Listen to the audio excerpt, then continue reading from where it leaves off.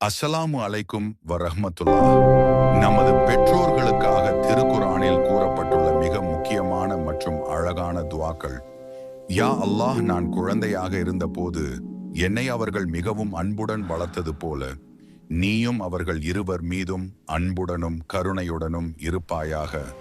யா அல்லாஹ், கணக்கு தீர்க்கப்படும் மறுமை நாளில் எனக்கும் என் பெற்றோருக்கும் முமின்களுக்கும் மன்னிப்பு வழங்குவாயாக. யா அல்லாஹ், நீ என் மீதும் என் பெற்றோர் மீதும் புரிந்துள்ள உன் அருட்கொடைகளுக்காக நான் உனக்கு நன்றி செலுத்தவும், நீ விரும்பக்கூடிய நற்செயல்களை செய்யவும் எனக்கு அருள் புரிவாயாக. ஆமீன்.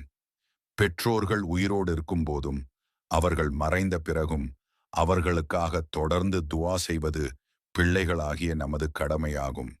இந்த துஆக்களை தொழுவதற்கு பிறகும் தினசரி வாழ்க்கையிலும் ஓதி வருவது சிறந்தது. அல்லாஹ் நமக்கு அருள் புரிவானாக. ஆமீன். சப்ஸ்கிரைப், லைக் அண்ட் ஷேர் பண்ணுங்க.